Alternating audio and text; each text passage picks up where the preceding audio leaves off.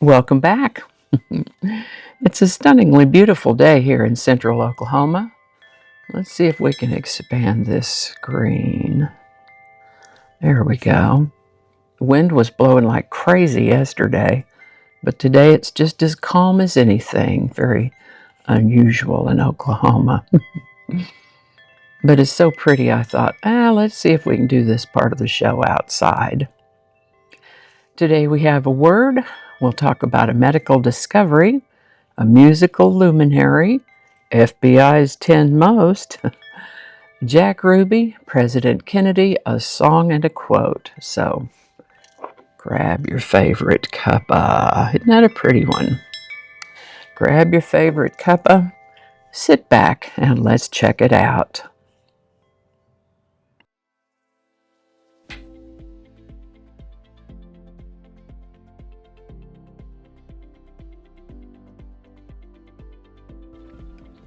Hi there, and welcome to This Day in History for March 14th. March 14th is the 73rd day of the year in the Gregorian calendar, 74th in leap years, with 292 days remaining to the end of the year.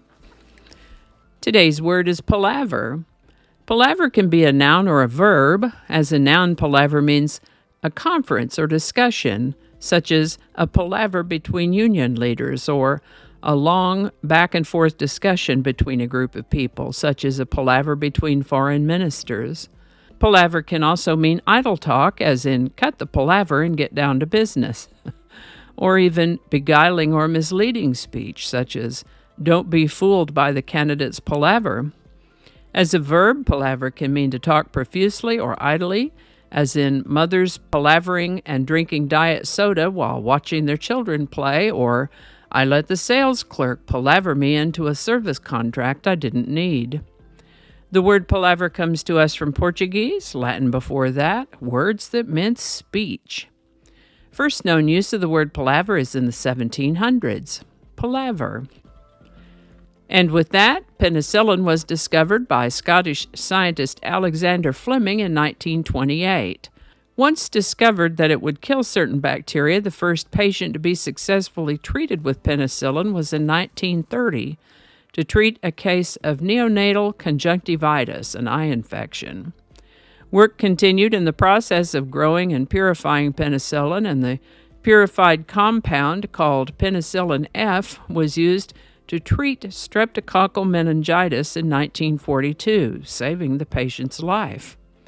The process for obtaining and purifying penicillin is, from what I can gather, quite elaborate and a lot of work to get a little bit of penicillin. But in March of 1942, they had been able to produce enough penicillin to save another patient, and on March 14, 1942, the first U.S. patient was successfully treated for a life-threatening case of streptococcal sepsis. It would take them 3 months to work up enough more penicillin to treat 10 patients. Penicillin was one of the first medications to be effective against many staph and strep infections. This is the birthday of singer-songwriter Michael Martin Murphey, born March 14, 1945, right over there in the Oak Cliff area of Dallas, Texas. He was friends with Michael Nesmith, so when Michael Nesmith became part of the Monkees, he asked Michael Martin Murphey to write a song for them. And the song, What Am I Doing Hanging Round, appears on the Monkees album, Pisces, Aquarius, Capricorn, and Jones Limited. He's released 33 albums, the first of which was Geronimo's Cadillac, released in 1971, and 46 singles. Michael Martin Murphey started out as a pop singer but shifted over to country. His album Cowboy Songs was the first album of cowboy music to achieve gold status since Marty Robbins' 1959 album Gunfighter Ballads and Trail Songs. Good job, Michael Martin Murphey. In February of 1949, a reporter asked the Federal Bureau of Investigation, FBI, for the names and descriptions of the toughest guys the FBI wanted to capture. The initial result of that query was an article entitled FBI's Most Wanted Fugitives Named. The FBI got a lot of publicity as a result of that article, which inspired them to create an ongoing list of the FBI's 10 most wanted fugitives. It seems public awareness has been very helpful in locating and capturing such fugitives. For several decades, one could view this information in the public area of your local post office, but in 1996, they moved online.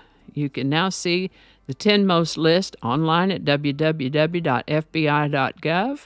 You can also follow them on Facebook, or X, formerly known as Twitter, Instagram, and the FBI even has a YouTube channel. Some pretty interesting videos over there.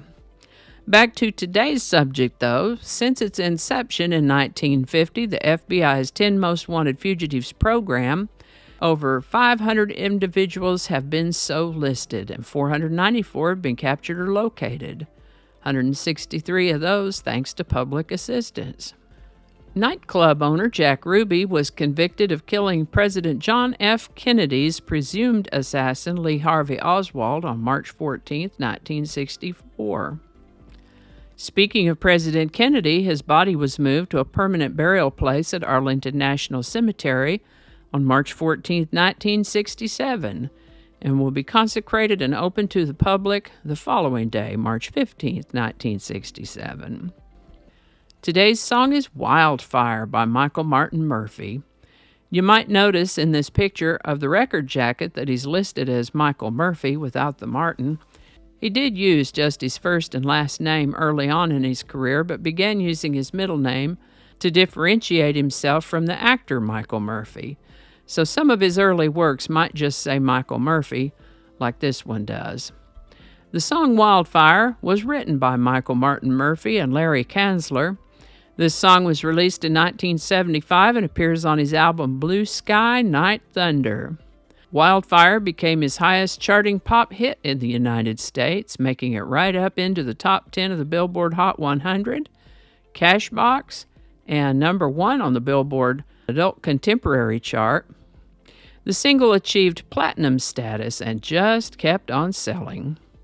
Wildfire became Michael Martin Murphey's signature song, and as he says, since it appeals to younger people, it's kept his career fresh. The song came about when he was working on a concept album for Kenny Rogers and going to school, working really long days at the time. After a series of 20-hour workdays, he dreamed the whole song in its entirety, wrote it down when he woke up. There's a good reason right there to write down your dreams if you don't already. Anyway, he feels the song came to him from a story his grandfather told him when he was a little boy about a Native American legend about a ghost horse. The song Wildfire has a place in popular culture, from David Letterman's fascination with the song to Lisa Simpson introducing it by saying, "This next song is about a girl and her pony. It's called Wildfire," and then playing it on her saxophone. There are several covers of Wildfire out there as well. Wildfire by Michael Martin Murphey. Link in the description. And we're back. How about that? Hello. I've been pleasantly surprised at how easy it's been so far to find quotes for the quote of the day. And today's quote is from 18th century German physicist, satirist, and Anglophile Georg Christoph Lichtenberg, who said, "A sure sign of a good book is that you like it more the older you get." Georg Christoph Lichtenberg. Interesting fellow. I'll try to remember to talk about him when his birthday rolls around in a few months. Until then, y'all stay safe, be good to each other, and I'll see you next time. That's a dog pen right there. Don't currently have any dogs living in that pen, though. Let's see if we can move this around. There you go. I have a tree growing out of my head. And I think that's going to do it for us today. Thank you so much for watching. Consider subscribing if you haven't already. Feel free to share this video with a link in your email, messaging, or social media. If you enjoy this series, you can check out the playlist that contains these videos. I'll put a link to that in the description. That playlist lives on YouTube, so for other platforms, I'll include a link to my blog page. It's called No Really. You can also find me on Rumble, BitChute, and Odyssey. All those links in that description. Alrighty, that's all I can think of right now. Thanks again, and I'll see you next time.